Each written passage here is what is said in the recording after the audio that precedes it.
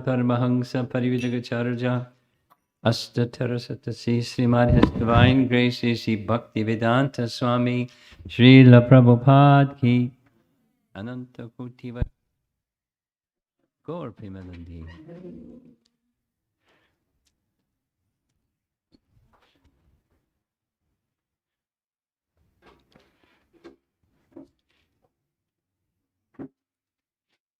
You're teaching him how to shake the shaker by shaking him so he can then shake the shaker. Something like that. Something like that. It's really cold in the temple, so I have to wear a sweater in the temple, and I'm not used to it being so cold. So I've got a sweater here, I don't need it. I want to stay in the temple for a while and be in the cold. Namo Bhagavate Vasudevaya. Om Namo Bhagavate Vasudevaya. Om Namo Bhagavate Vasudevaya.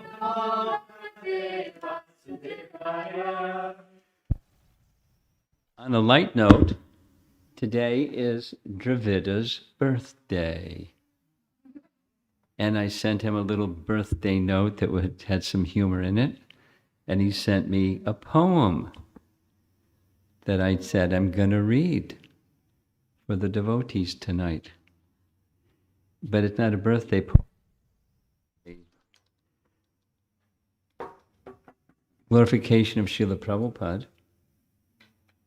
You know, Dravida. I can't dance like he can when he recites his poetry, but I can read it. Nice. And it rhymes, of course. Prabhupada, we hail the day when you appeared just like a ray of Krishna's vast effulgence bright to give this blind world back its sight. We thank you from the bottom of our heart and pray with deepest love that lotus feet in every circumstance we meet. Two more. As years go by and books go out, we see what life is all about to serve your mission and our Lord's by spreading wide your sacred words. One more. As well, to strive to let those words direct our lives, this safest path to lead us home, no more in Maya's realm to roam. The end. Dravida Prabhu Ki Jai. So this is a continuation from the morning class on verse 15. Canto 15, verse 15. Our technology. Translation. My dear Lord, if your transcendental body, which shelters the entire universe, is actually lying upon the water, then why were you not seen by me when I searched for you? Why, though I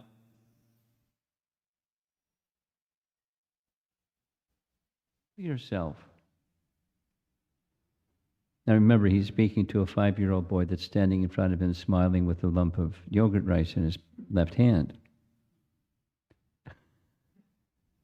But he's kind of gone past, that limited form, and he's now in this Garbhodakshai Vishnu feature of Krishna's expansion. If your transcendental body, which shelters the entire universe, is actually lying upon the water, then why were you not seen by me when I searched for you? And why, though I could not envision you properly within my heart, did you then suddenly reveal yourself? And here's commentary by Vishwanath Chakravarti Thakur. Question. 2 questions. Is it possible that this spiritual form arises from material water? It is not possible that this unlimited Narayan can be existing in the limited waters of Garbhodak. And if that form is situated in the waters, then why could I not find that form after searching for a long time in the lotus stem? You may answer that you were there in the water, but I could not see you. But then how is it that I could see you through meditation, but then suddenly could not see you in meditation? Though you are in the water and seem to be limited, you hold within you the universes, plural, and are therefore unlimited. Here we go again, this mystery of the inconceivable potencies of Krishna bewildering people that try to measure things with yardsticks. Answer. You exist in all places, at all times. But by the covering of your Yogamaya potency, you are sometimes visible and sometimes invisible. That's it for Vishwanath Chakravarti Thakur for this verse. Jiva Goswami writes, Brahma speculates in this verse, period. Now he's already said he has to give up speculation. But here he goes. If this expansion of yours in the water is real and spiritual or sat, and is the embodiment of the universe, then why was that form not seen by me, the form of all jivas, the embodiment of the whole universe? Why did I not see you clearly? Why did I see you clearly only in my heart during samadhi, with mature intelligence, as a form with eternity, knowledge, and bliss? This is described in the 3rd canto. Here's the Sanskrit, it's really simple. Nata param parama yad bhavita swarupam ananda matram avikalpam avidhi parchaha. Translation, Canto 3, Chapter 9, Text 3, 393. O Supreme Lord, I do not see that you are different from your form as the Brahman, which is without qualities and only bliss. That's Jiva Goswami's rendering. Here's Prabhupada's, same verse. O my Lord, I do not see a form superior to your present form of eternal bliss and knowledge. In your impersonal Brahman effulgence in the spiritual sky, there is no occasional change and no deterioration of internal potency.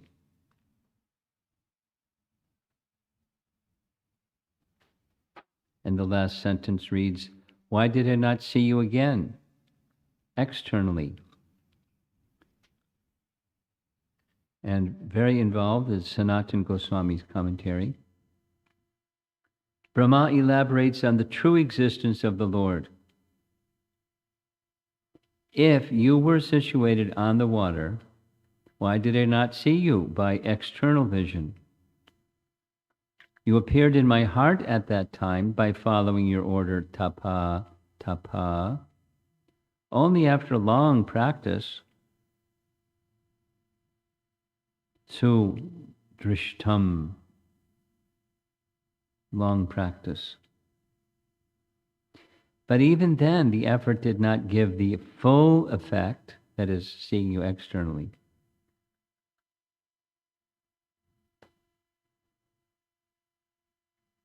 Why did you not appear to my external vision and only in my heart? And you did not appear again. This implies that after the Lord gave benedictions to Brahma, he appeared, they spoke, please take benedictions. He made his request. Vishnu gave his benedictions. After the Lord gave benedictions to Brahma and disappeared, Brahma performed meditation again out of pain and separation in order to see him, and could only eventually see him again in his heart after some time. This means that later the Lord spontaneously did appear in his heart, although it said he didn't. Now it's saying again, did you not appear later, Punaha, with your beauty ornaments and followers? Yes, you did. Like the Lord's body, his pastimes, objects, and water are all self-manifesting. Even though Narayana is truly existing, even when there is no water, and even if he is always without the water, because his pastimes are eternal, his associates and other objects are truly existing. That's dealing with impersonalism, because they say, Upadi, Upadi, Upadi. All there is Brahma and everything else is Upadi. So he's addressing that. And we're almost done. In Krama Sandarbha, Jiva Goswami adds, my dear Lord, if your body, which shelters the entire universe and lies on the water, is real and spiritual, then why were you not seen by me when I searched for you? And why did you appear clearly in my heart? Why did you not then appear to my external vision? Paragraph. In 8 verses, Brahma explains Krishna's position.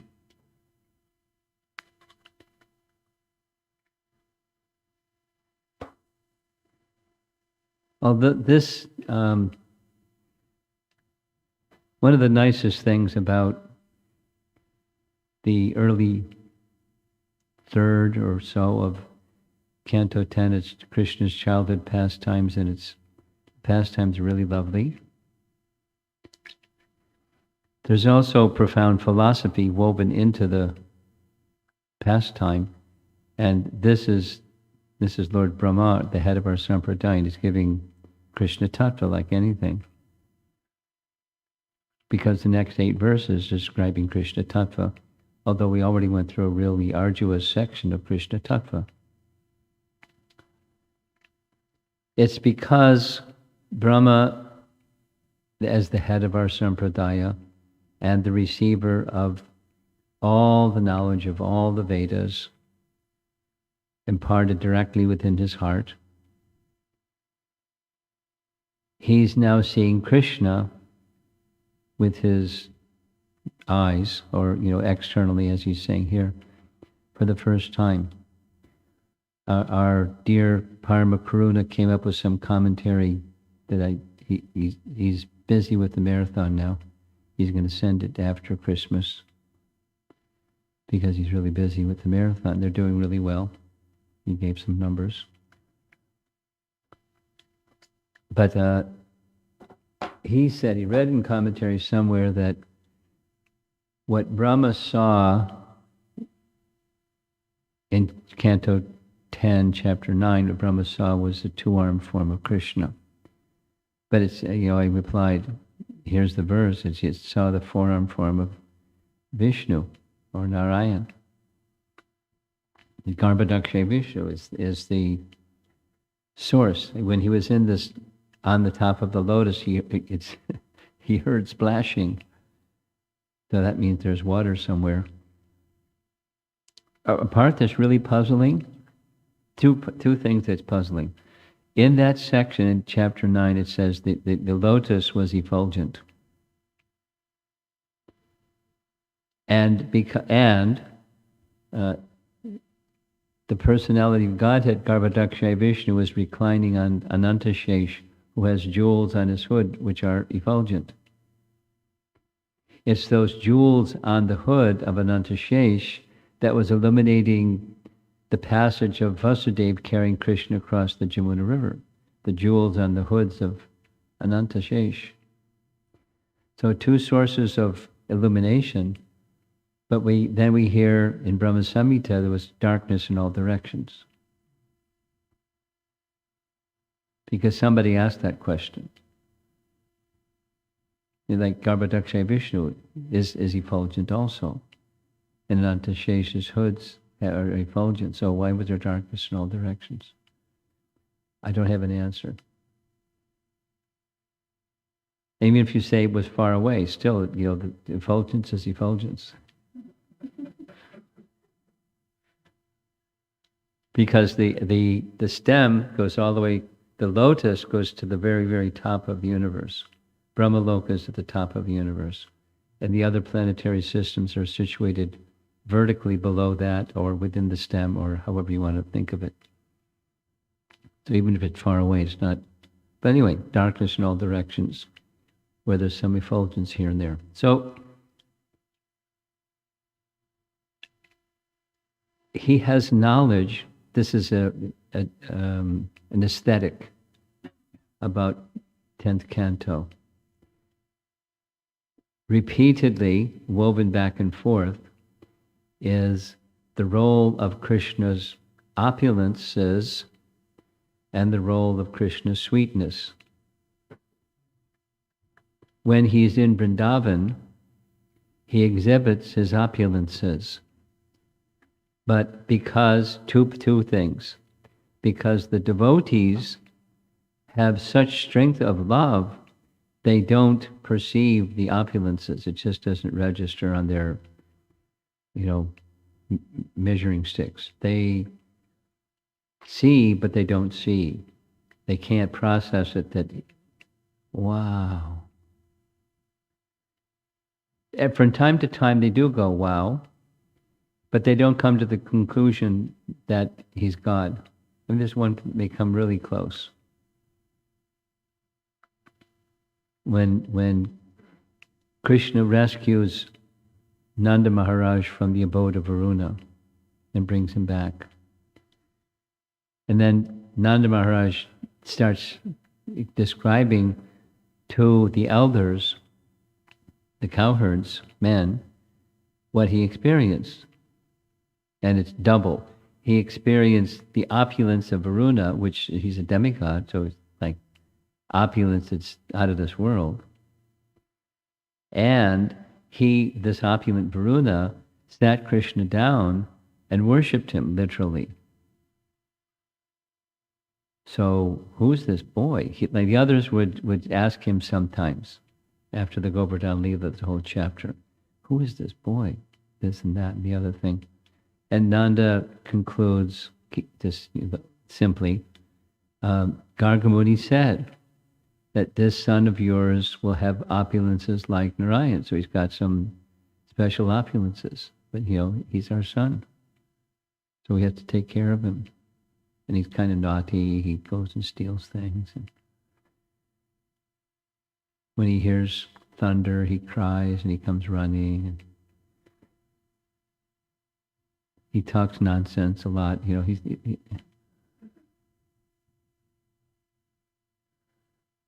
So they don't process his opulences as divinity. And then there's this other position that those that are outside of Vrindavan, they know of his divinity, they know of his opulences, they know of his position as supreme. But they also have great, immense appreciation for the kind of love that Krishna has for them and that they have for Krishna in Vrindavan. Yeah, I meant to say. In addition to their having a particular kind of love, Krishna reciprocates with their love by his Yogamaya potency covering them so they see but they can't see. It's a very different kind of Maya that we have. We see but we don't see, and they see but they don't see.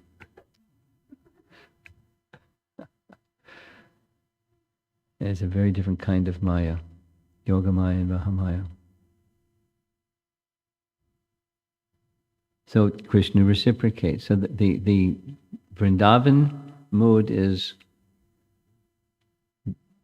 different. And then the outside Vrindavan mood is different. So Brahma is coming with that outside Vrindavan mood. Now he has knowledge, obviously, and he's expressing it. And he has curiosity. Even knowledgeable people, most credible, knowledgeable people know that they don't know everything. So he knows he doesn't know everything. And especially when it comes to Krishna Tattva. He understands lots of things, and there's some things he doesn't understand, like why I couldn't see you.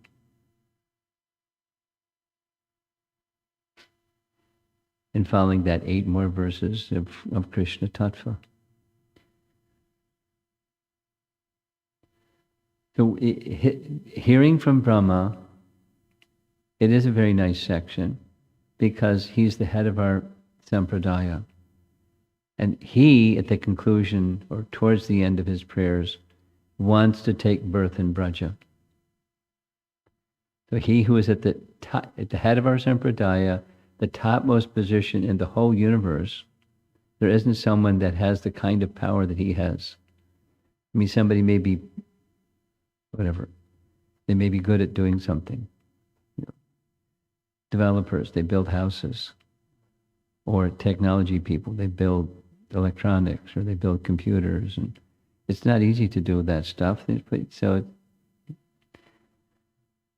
Elon Musk can build, things that go into space. But, who can he create space? And the planets that you may want to go visit, etc. So Brahma is very intelligent. And he's exhibiting it, but it's not just material, it's very devoted intelligence. He's a 10% devotee. And he's through that, the prayers and glorification of Krishna, he is disclosing to us the truths about Krishna that we wouldn't understand unless he disclosed them. I'm listening to a section in Prabhupada speaking Bhagavad Gita. I'm up to chapter 10. That little nice device that has everything in it loaded up already. So I'm in chapter 10. He's just beginning chapter 10. It's right on the topic, where Krishna says, even the great demigods and the rishis, etc., don't understand me. And he gives, details about each of them and why they don't understand them. And Krishna says that I don't understand them because I existed before they existed, so they can't know my origin. But then Prabhupada says, how can you? If you can't understand Krishna, then can you understand Krishna? And one can understand Krishna according to what Krishna discloses. And Krishna will disclose it according to one's bhakti. So the bhakti of Brahma just got stimulated a whole bunch by seeing what Brahma saw. And by seeing Krishna's original form, which he didn't see before.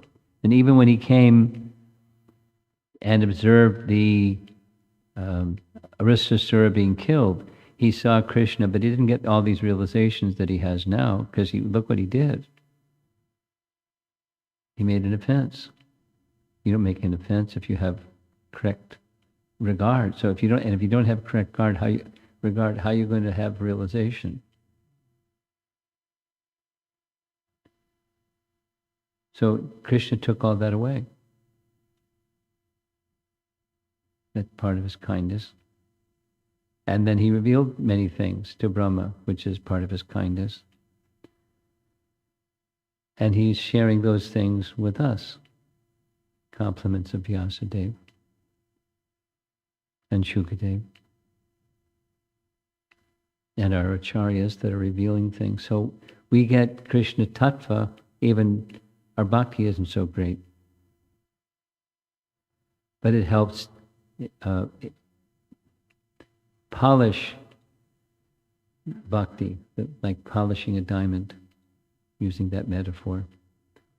So it will glitter and shine, and we can get realizations just by hearing from Brahma. And of course, everything depends on the quality of one's hearing, or the eagerness to be connected with Krishna as we're hearing. But whatever our position is, it's beneficial and effective. So a nice big panorama of Krishna Tattva, and 8 more verses to go on Krishna Tattva, just on this section. It's a long chapter. So let's see if there's some discussion. Yesterday I read a whole bunch and I think it was too much. So this is shorter.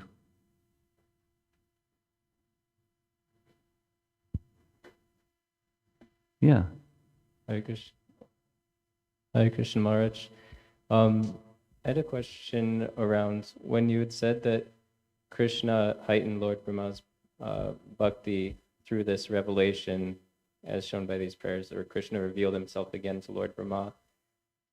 I was just thinking about Krishna sending Uddhava to Vrindavan also to heighten his bhakti. So I was wondering if you could provide maybe a little compare-contrast with that. Well, the situation, the qualification of Uddhava is superlative. As far as I understand it, outside of Vrindavan, he's the superlative one, even greater than anyone. Even greater than Narada, and even greater than Brahma, and greater than anyone. He's the greatest. Greater than Arjuna. The intimacy of his relationship with Krishna is the greatest. So his experience was different. Similar, however. When Uddhava went to deliver Krishna's message, he first, proper etiquette, he paid his respects at the home of Nanda and Jasoda. Of course, there's different explanations of what that was like, but the Bhagavatam one is, he says specifically, Uddhava says specifically to Nanda. Nanda asks, how is he? Is he ever going to come see us again? Does he remember? He doesn't even say his parents. Most parents would say, does he remember his parents? But he says, does he remember his friends? Does he remember the cows? Does he remember the forest of Vrindavan and the beloved river Jamuna? Is he going to come visit again? He said he would. Is he going to come again? He's like, anxious to see him again. And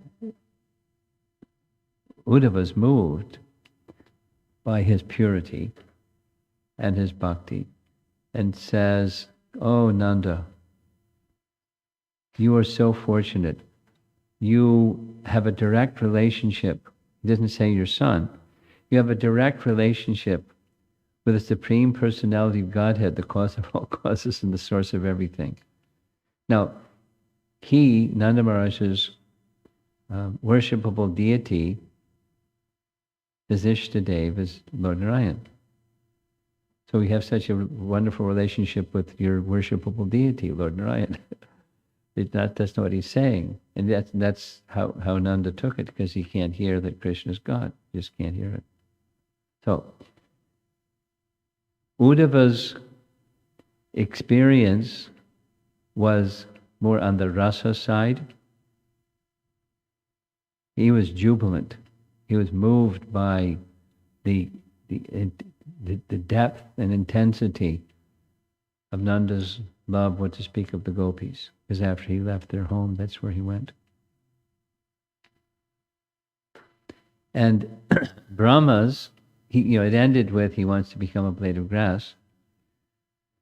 And Brahma's is much more, not that Uddhava's kind of weak in the intellect side or knowledge side, but his response is more on the heart side. And Lord Brahma's, at least what we hear, there may be many of the things that were going on, but he's just disclosing truths about Krishna on the opulence side, as opposed to the sweetness side. He sees it, but it doesn't. He doesn't. That isn't the way that he reciprocates with what he experiences. It's not the same. Their personalities are different. Their relationship is different. So it reflects in how they respond. But your specific question was seeing. He saw in meditation, but now he's seeing directly. And both of them had the opportunity to see directly. No, this is Brahma seeing Krishna directly. And Uddhava didn't see Krishna directly, he saw the associates of Vrindavan directly. Now, you may, I don't know if I hit the jackpot, if the question, the particular curiosity item, or you wanted to hear more about, was covered or not. Yes? Yes, Maharaj. I was especially intrigued when you were just talking about the transitions that both of them experienced, that Uddhava was more on the rasa side, and Lord Brahma, it was that... some on the rasa side, but more on the astonishment side. Because that was also something I was thinking about, is when you were talking about how the residents of Vrindavan, they focus more on the sweetness, less on the opulence. Yes. And that didn't really seem to be an outcome of Lord Brahma's prayers to Krishna, even though he had so much interaction and pastime in Vrindavan in that context. Yeah. Remember, Uddhava is with Krishna all the time, and Brahma is serving remotely. So he already has an intimacy with Krishna as friend, like Arjuna.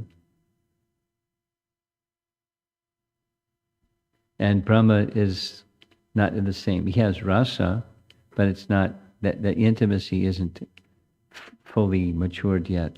He's still in the demigod position, not in the intimacy, constant companion of Krishna situation. Okay. Thank you, Maharaj. Okay. Up front, up here. We got to do the wiping it down. It's our protocol for these gatherings. Hare Krishna Maharaj. My question is just hearing the pastimes that you described, and also Yashodanandan Prabhu's question about Uddhava Prabhu, or Uddhava. Uddhava. I've been noticing something recently, kind of like a pattern. I think being raised in Krishna consciousness, there are certain things that we just hear and we've heard since we were kids and we don't think twice about. Like when we're reading and we read the Supreme Personality of God, we just read it. But it's not like I actually think about what that means because I've heard it so many times. And I think similarly when I'm hearing about Uddhava, I've heard about Uddhava so many times I don't actually think, like, it sometimes confuses me, like Uddhava is Krishna, right? Because he's another form of Krishna, but then he's not, he's in a relationship with Krishna, and same with Radharani, he's another form of Krishna, but he's in a relationship with, like, I feel like I hear all these things, but I never take a time to stop and be like, wait, what does this actually mean? So I wanted to hear from you, like, how important is it that I mean, obviously it's important, but do you think that that is something that'll happen over time? Does that make sense? Or is it something that I have to really be consciously aware and ask questions and figure it out? Because I know some things we just can't know, right? So how much is, I don't know if that makes sense, but. Yeah, I think I got it. You could say, like, there are three parts of what you said that I'd like to respond to. One is, you spoke of Uddhava as a form of Krishna, like Radharani is a form of Krishna, but not Krishna. But, Uddhava is not a form of Krishna. Uddhava has a physical appearance like Krishna, but he's not a form of Krishna. He's a bhakta, not the avatari and so forth. So another is hearing repeatedly. It's a little bit, to respond to your question, it's a little bit like numerical chanting versus chanting from the heart. And if we just continue with the numerical chanting, is that going to take us to where we want to go? No. Do we have to make an effort? Yes. So the effort is needed to understand not exactly what does this mean, but like, that's information kind of thing. But it's more, I'm saying it this way, it's more on the rasa side of things. Like, the taste of the happiness that Krishna is experiencing, because that's one of the things that Brahma says, I can't understand, there's no way I don't understand your form, and no way can I understand the happiness that you'll feel. So the objective is purification, so that in that purified state we can understand more about the sweetness aspect of Krishna, not just the information aspect of Krishna. And it is something that we need to strive for, but not the information aspect. In the beginning, you take just some, whatever example, learning to cook in the kitchen, or learning to type on a typewriter, or you got a new smartphone, and how do I work this thing? Somebody has gotten me some medical device, and Navaruchi's trying to figure out, does it work? And once I get it, I'm going to have to figure out how it works. So that's that's the information. But it's not the same as hearing Srimad Bhagavatam and chanting the holy name. It's the taste, the loving attraction for Krishna that grows, and as that grows, then the understanding becomes more clear. Not just numerical chanting, nor just by repeatedly hearing, but both of them require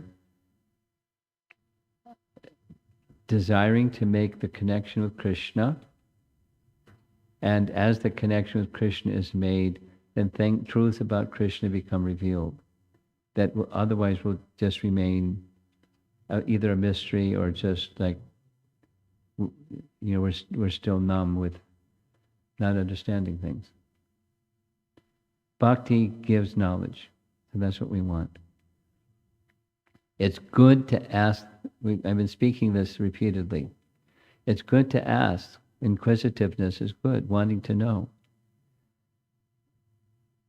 But wanting to know is not just the information kind of wanting to know. It's from the heart wanting to know, which means through bhakti. And so I want to know more and more and more about Krishna, because in that way my love for Krishna will grow more and more. It's not just fitting puzzle pieces together. And then you put that puzzle together, and then you go on to the next puzzle. Like kids. It's not like that. We do want to know. We should want to know. And so that eagerness to want to know, shifting into the bhakti realm, then it's tasting something that we otherwise didn't taste, a happiness that keeps us going further and further, because it's just so attractive. It's just not like anything else. We still do our worldly duties, but it's then consciousness of Krishna, thought of Krishna stays with you, because he's so attractive and so mysterious and so loving and so this and that. Effort, please.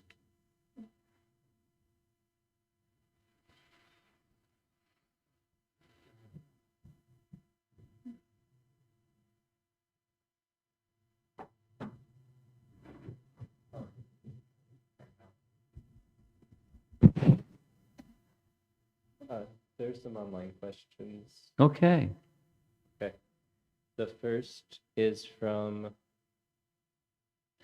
Adi Shakti Mataji, who writes, Drona and Dara became Krishna's parents because of Brahma's blessings. Because of? Okay, yeah, Brahma's okay, okay. blessings. Srimad Bhagavatam, Canto 10, Chapter 9 states, Brahma himself is not able to attain the good fortune obtained by Drona and Dara. Yes. How can Brahma give as a gift of what he himself is unable to attain? He can't.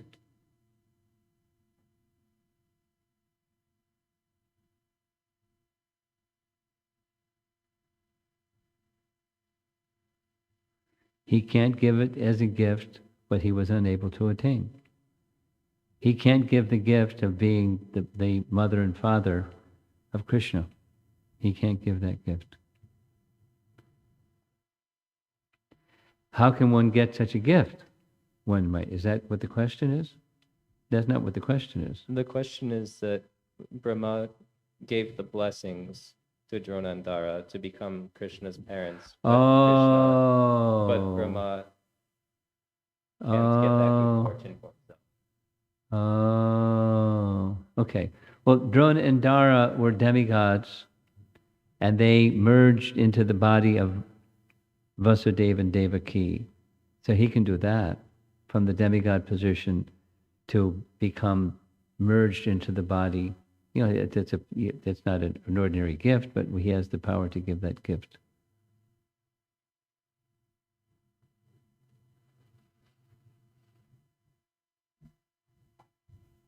This is a question.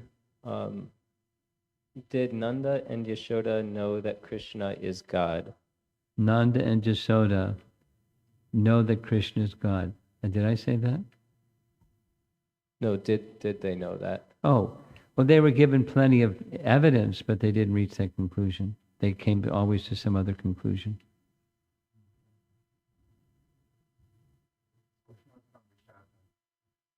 Okay.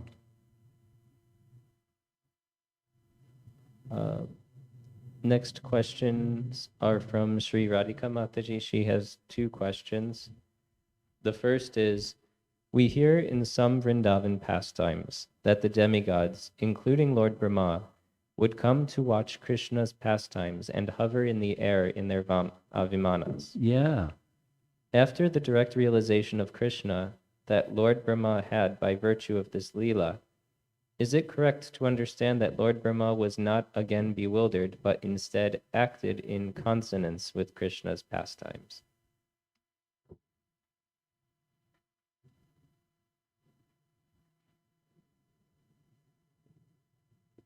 A lot of nice sound effects in this apartment. Is it usual like this?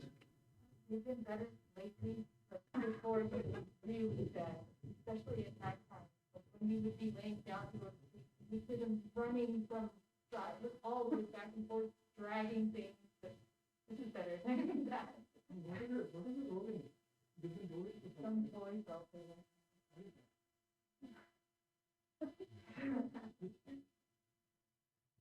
Okay.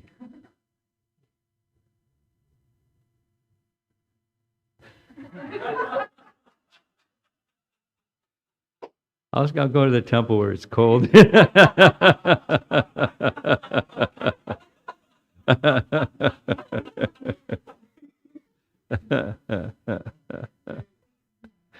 Now I forgot the question.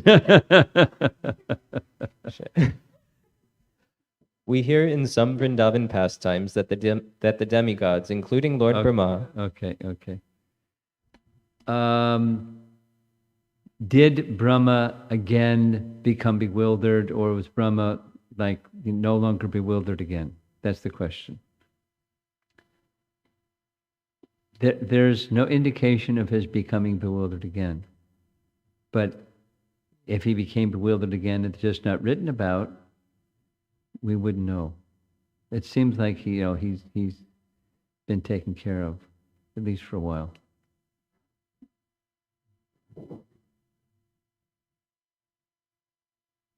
Her second question is, if Brahma had not been bewildered so, The pastimes of the cows and cowherd community being satisfied by attaining Krishna as their offspring would not have occurred. Oh, you got it. And that means it was induced by Krishna. The whole shebang, the whole Leela was Krishna's. So, chapter 12. There, the cowherd boys are going out to have a party with Krishna and all the calves, and wow, they're having a great time. And then Yogamaya calls Agasura, part 2. And Agasura does what Agasura does, and Krishna does what Krishna does, and Brahma's watching. So he does what he does. So that chapter 13 is like for that whole year when Brahma was doing his thing, Krishna was satisfying the mothers and the cows. What Brahma did was part of Krishna's plan. In other words, he's a devotee. He's not just, a nice Prabhu. He's a great devotee. So,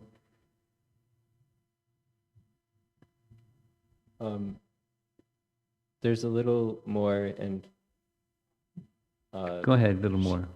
she writes, neither would Radharani have been married to Krishna during this 1 year's time.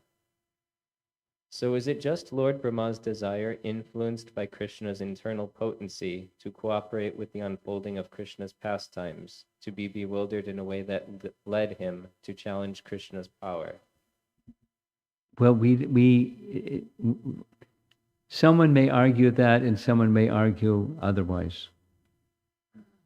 How's that for an answer?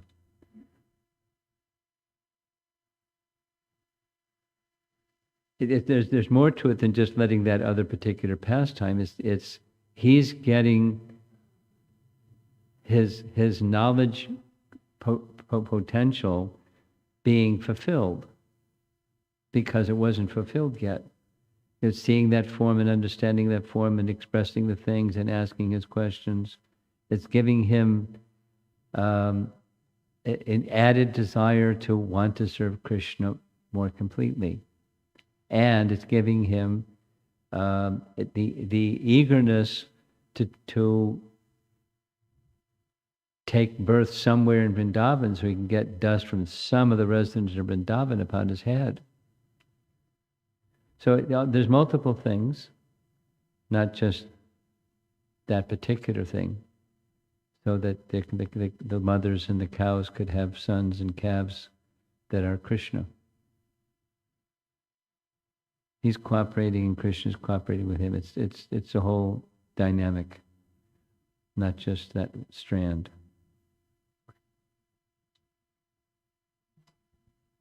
Thank you, Maharaj.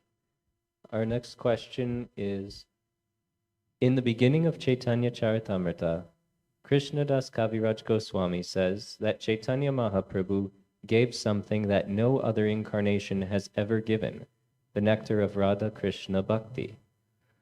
In the other Vaishnava Sampradaya, like Nimbarka and Vallabha Sampradaya, there is worship of Radha and Krishna. Yes, there is. How do we understand that Chaitanya Mahaprabhu gave something that is unique? Is it that we worship Krishna because of he is worshipable by Radha? That is, Radha is our object of worship primarily? Well, it's a little, the distinctions between the tattva and the conclusions of those tattvas is a long subject. There's a whole book about it. If some person is interested, Bhaktisiddhanta wrote.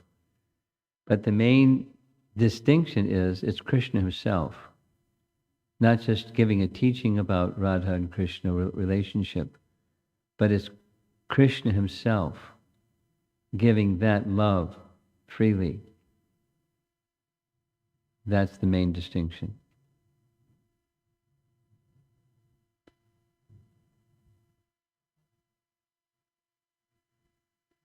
The next question is from Kalpataru Mataji, who writes, Hare Krishna Guru Maharaj.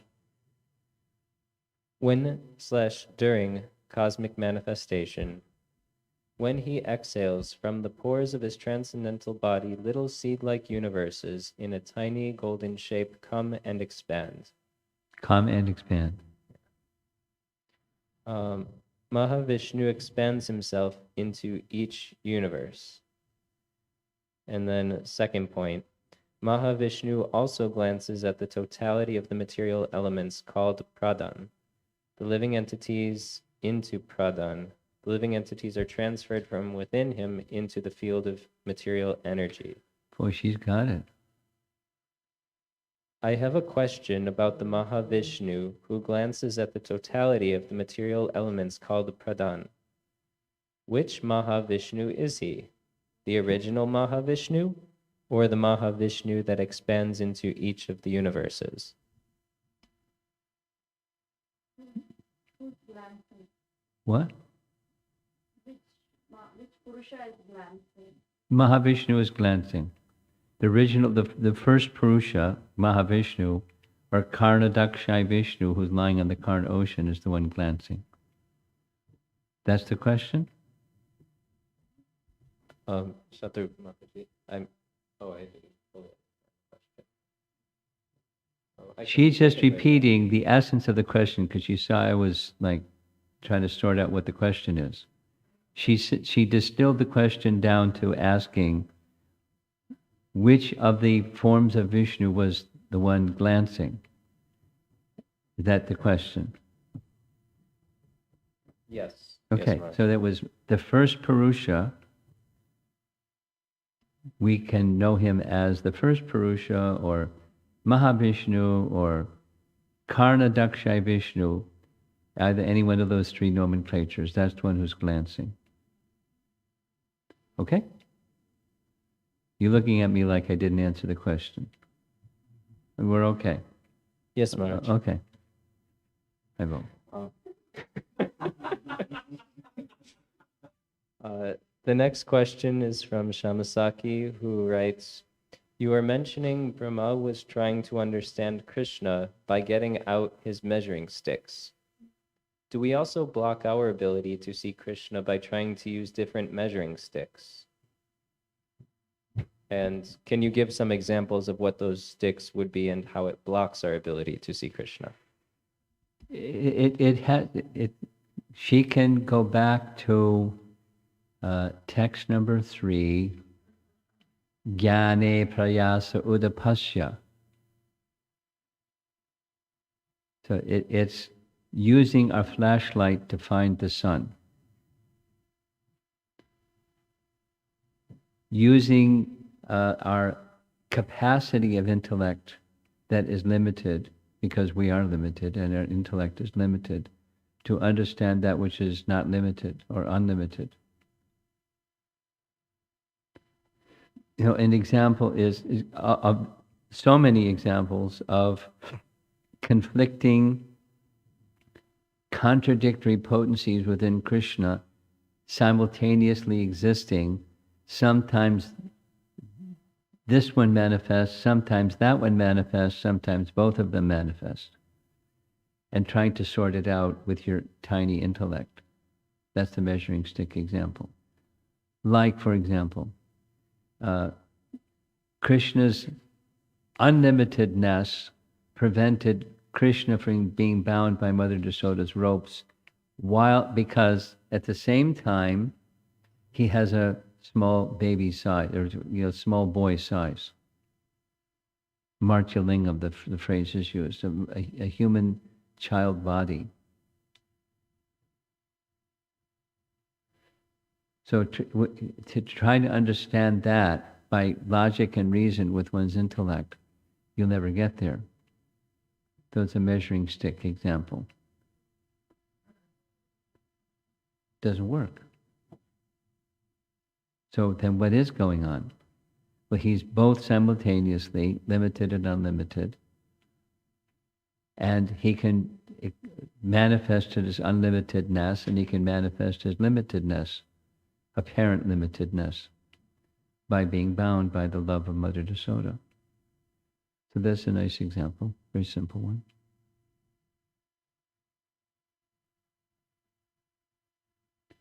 The verse we just read is another one. You're lying on the water of the Barbadic Ocean, and I went to search for you and I couldn't see you. So I couldn't see you. And then I did some meditation, and after I did some meditation, then I could see you. Why is it that I could see you in my meditation only, couldn't see you outside? Because you exist. And then I saw you. So that's an example. Using the yardsticks to try to understand that which is beyond the yardsticks. Next. Not seeing any more online That's questions. it. Great. Anybody else in the room? And if not, we're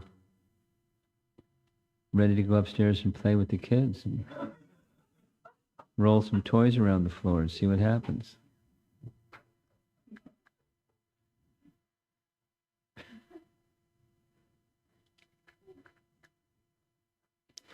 This morning during japa, the brahmacharis were making a lot of noise up there. What was going on?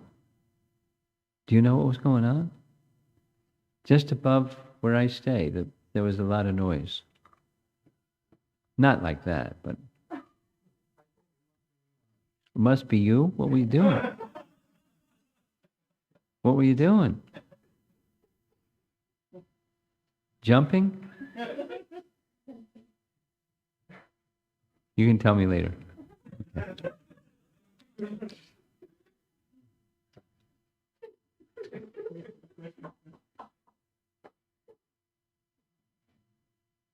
Did you make that little drawing of a mouth on your mask?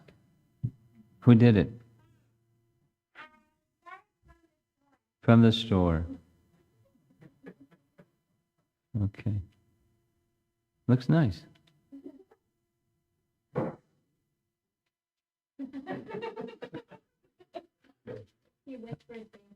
Oh, okay. I was wondering if that was approval or disapproval.